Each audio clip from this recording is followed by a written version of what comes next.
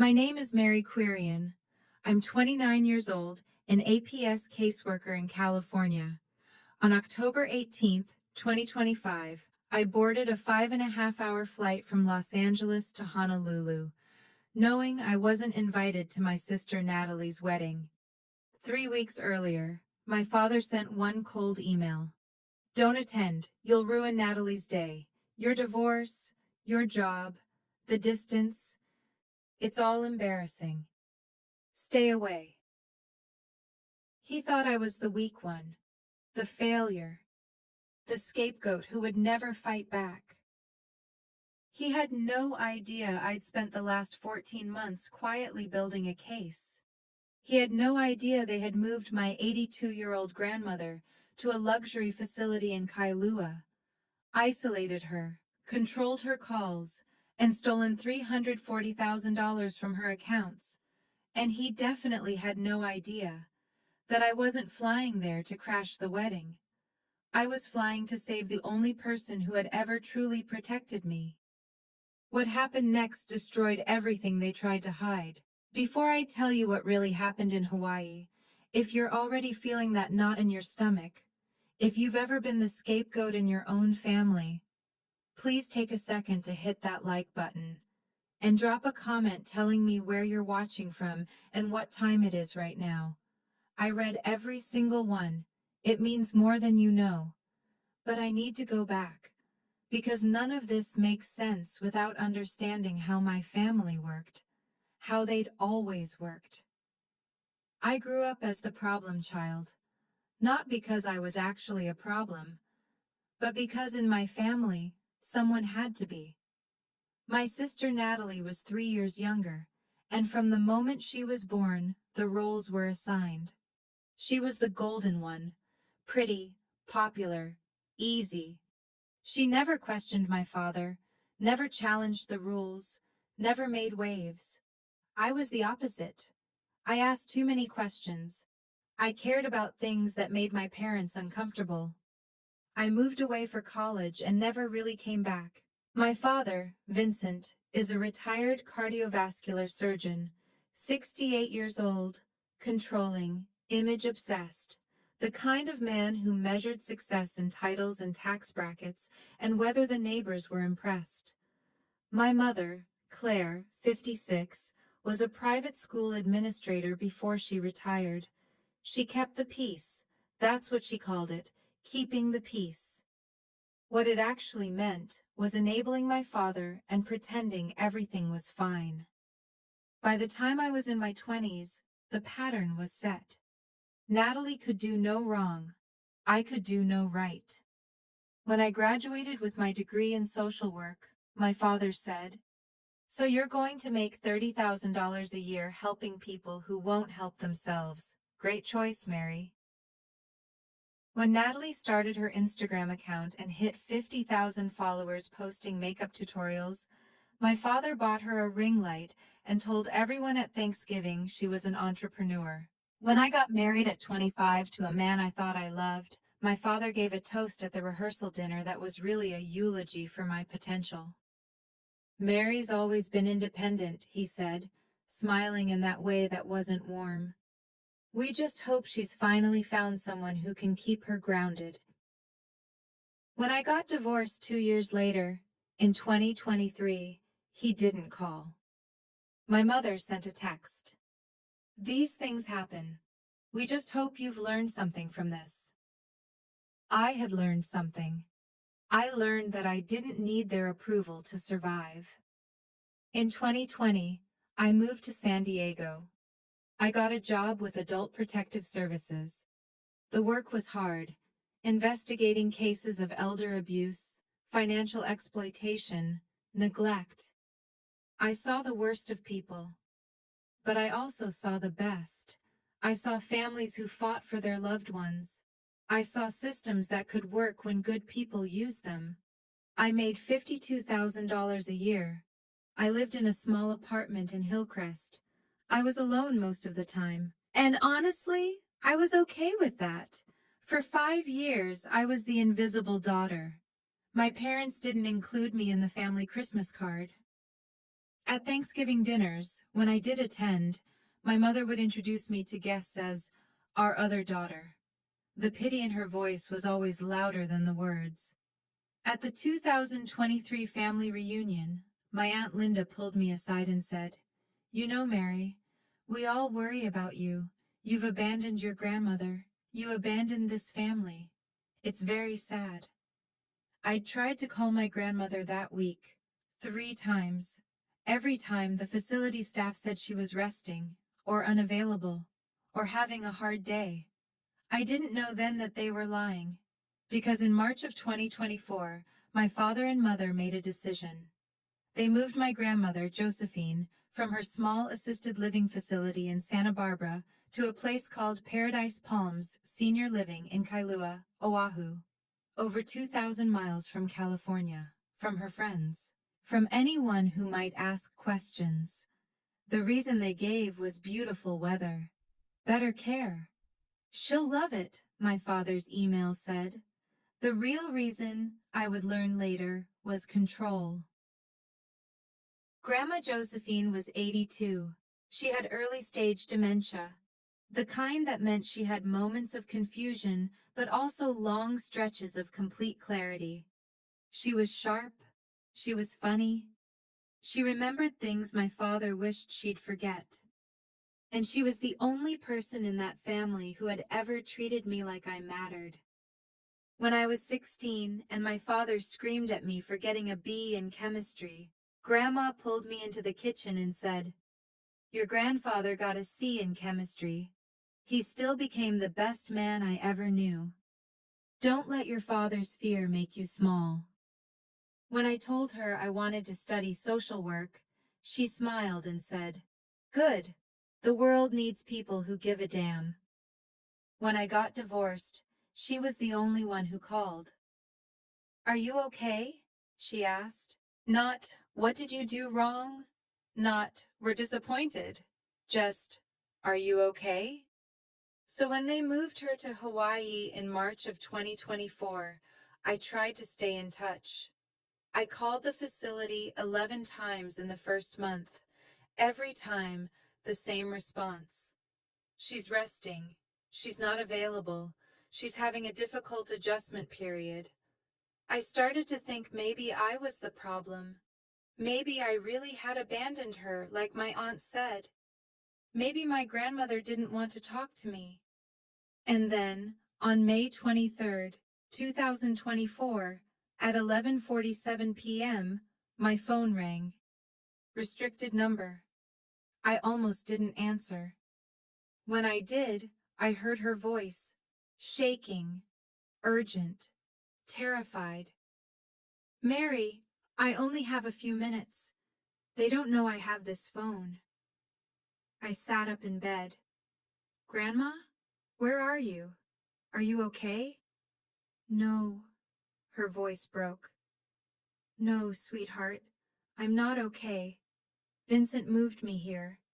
He said it was for my health. But Mary, they control everything. My mail, my visitors, my phone calls, my phone. I can't even call you unless I borrow a phone from one of the night nurses. And even then, she could lose her job if anyone found out." My chest tightened. "Grandma, what do you mean they control everything?" "Vincent comes once a month," she whispered. "He brings papers. He says I have to sign them. For my care, he says. For the facility. But Mary, I don't understand what I'm signing anymore. And when I try to ask questions, he gets that tone. You know the tone." I knew the tone. "He tells me I'm confused. He tells me I'm having a hard day. And the staff, they're nice, Mary, but they believe him. They think I'm just an old woman who doesn't understand her own finances." I closed my eyes. I'd seen this before, in my work, over and over. Financial exploitation of dependent adults, isolation, coercion, gaslighting. The pattern was textbook. "Grandma," I said slowly, "are you safe? Are they hurting you?" Not physically, she said, but Mary, I feel like a prisoner. I'm in room 203. They moved me to the isolation wing 2 weeks ago. They said it was for my own good. But I think it's because I asked too many questions about where my money was going. Your money? She was quiet for a moment. Then, I had savings, Mary, from when your grandfather died, from the house we sold. I had over $500,000. It was supposed to be for you and Natalie, an inheritance, something to help you both. My blood went cold. But Vincent has power of attorney now, she continued. He got me to sign it the day they moved me here, March 15th. And ever since then, there's been withdrawals, large ones. He says they're for my care, for upgrades to my room, for special therapy. But Mary, I don't get special therapy. I get the same meals as everyone else. I don't understand where the money is going. I grabbed a pen, started writing. How much, Grandma? How much has he withdrawn? I don't know exactly, she said. But last time I saw a statement, he left it on the table by accident. It said my balance was down to $180,000. That was 2 months ago. $320,000. Gone.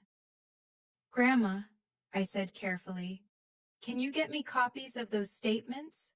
Can you? No. Her voice was sharp, scared. Mary, if they find out I called you, they'll take the phone. They'll move me somewhere I can't call anyone. I needed you to know. I needed someone to know that I'm not crazy, that something is wrong. You're not crazy, I said. Grandma, I believe you, and I'm going to help you. I promise. I have to go, she whispered. The nurse is coming back. Mary, don't tell Vincent. Please, if he knows I called you, he'll... The line went dead. I sat there in the dark for a long time, phone in my hand, heart pounding. Then I opened my laptop and started a new document. Case file, unofficial, personal. Victim, Josephine Quirion, age 82. Suspected perpetrator, Vincent Quirion. And I got to work. Over the next 14 months, my grandmother called me 23 times, always late at night, always brief, always when the sympathetic night nurse, Jessica, though I never learned her last name, would let her borrow a phone. Each call added another piece to the puzzle. Call number 3, June 15th, 2024. Vincent brought Natalie last week. They were celebrating something. She showed me pictures of an office she'd rented. She said the money came from family investments. But Mary, I never approved any investments for Natalie's business. Call number 8, July 15th. There's a pattern. Vincent visits every second Tuesday of the month. Always between 2 and 4 p.m., always with papers. He puts the pen in my hand and says, "Just sign here, Mother. It's for your care." I'm so tired by then, Mary. I just sign. Call number 12, September 3rd. I heard him on the phone in the hallway. He said, "After the ceremony, we'll finalize everything. She'll sign the last transfer. Then it's done." Mary, what ceremony? What transfer? I took notes. 62 pages of handwritten notes, dates, times, details, cross-referenced with everything I knew about financial elder abuse from my casework. And I started pulling records. Grandma signed a limited power of attorney authorization, faxed it to me through the facility's business office. The staff thought it was for estate planning consultation. Technically it was. On September 3rd, 2025, I received 18 pages of bank statements. $340,217.50. Withdrawn over 11 months. from December 2023 through October 2024. Every withdrawal between $25,000 and $35,000. Every withdrawal made on a day when the facility's visitor log showed Vincent Quirion present. The stated purposes, according to the withdrawal slips: enhanced care services, specialized medical therapy, facility upgrades for resident safety. I called the facility's billing department, pretended to be verifying insurance coverage for a family member considering admission. "And what's the average cost for your enhanced care services?" I asked. "Our base rate includes all standard care," the woman said pleasantly. "We don't charge separately for enhancements unless a resident requires round-the-clock nursing, which is an additional $4,000 a month." "And specialized therapy?" "That's covered under our partnership with Medicare and most insurance plans. We don't bill separately for physical or occupational therapy." I thanked her and hung up. Then I pulled up the California Secretary of State's business registry. Natalie Quirion Media LLC, registered April 3rd, 2024. Initial capital investment, $340,000. Source of funds listed: Family Trust. I stared at that screen for a long time. My sister's influencer business, funded with money stolen from our grandmother. And my parents, my father, definitely, my mother probably, had helped make it happen. I didn't cry. I didn't scream. I didn't throw my laptop across the room. I opened a new tab and started researching elder law attorneys in Honolulu. Because this wasn't about anger anymore. This was a case.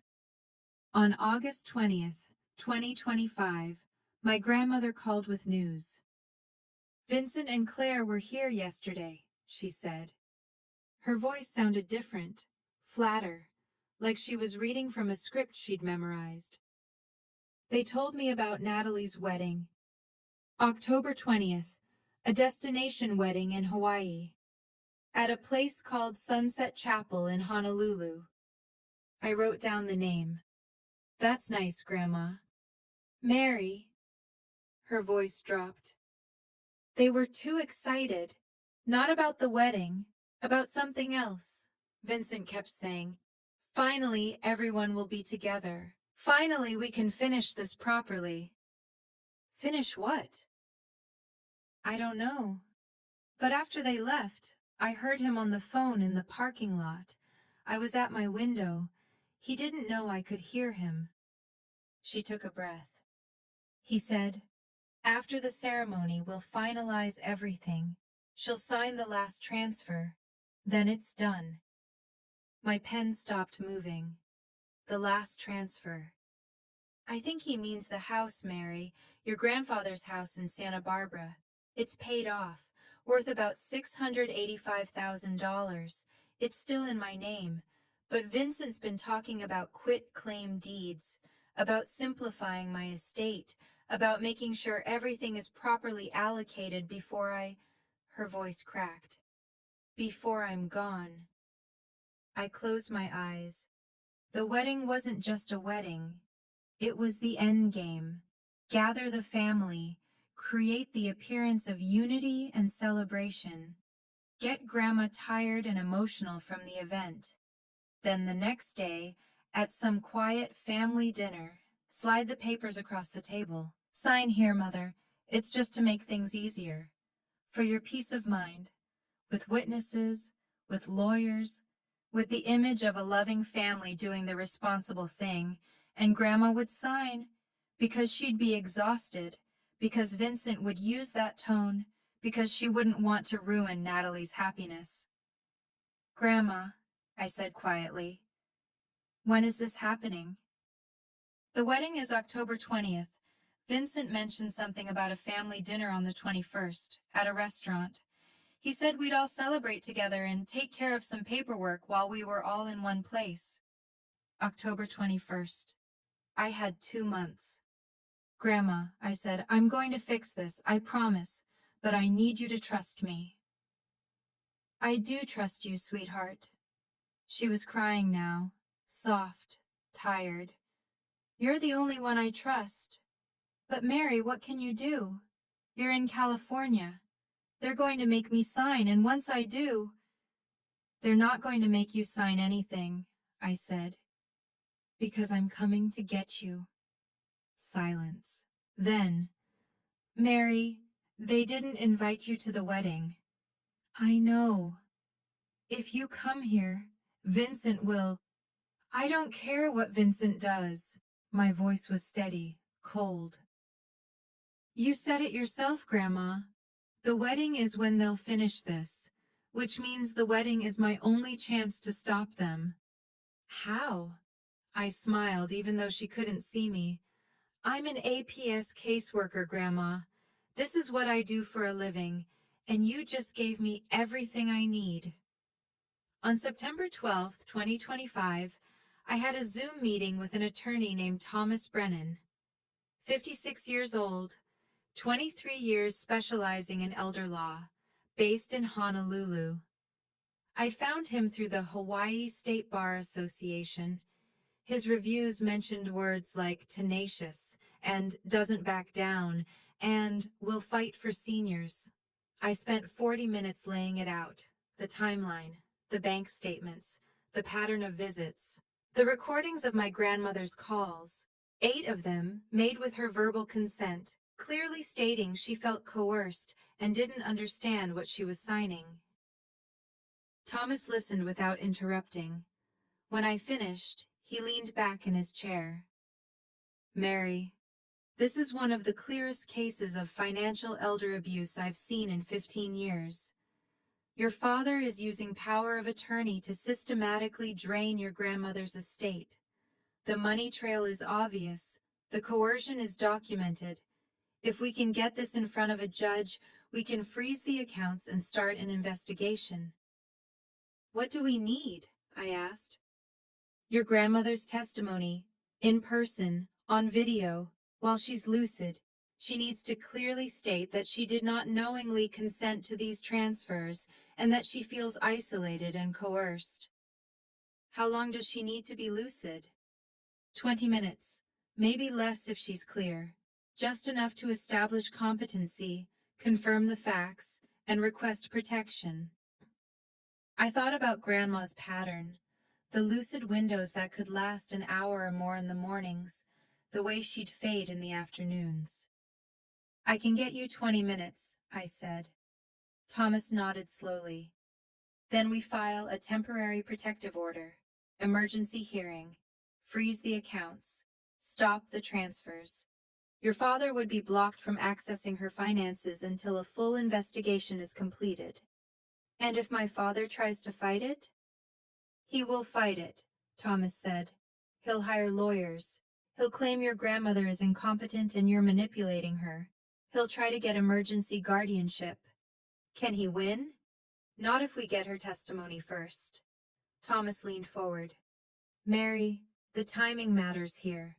If your father completes that final transfer, if he gets her to sign over the house, it becomes much harder to unwind. Property transfers are stickier than cash withdrawals. We need to stop this before October 21st. I looked at the calendar on my wall. September 12th. 5 weeks. I'll get her testimony, I said. But I need help on the ground. Someone in Hawaii who can be there when I extract her. Extract her? From the facility, during the wedding, when my father and mother are distracted. Thomas was quiet for a moment. Then he smiled. You're going to need an APS investigator as a witness. Let me make a call. 2 days later, I was on the phone with James Whitaker, Adult Protective Services, Hawaii, badge number HI-82-6593. He'd worked elder abuse cases for 12 years. Thomas had briefed him on the situation.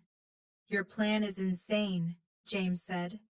But he didn't sound like he was saying no. It's the only window we have, I said. The wedding is at 4 p.m. on October 20th, Sunset Chapel in Honolulu. My father and mother will be there. They'll have left the facility hours earlier.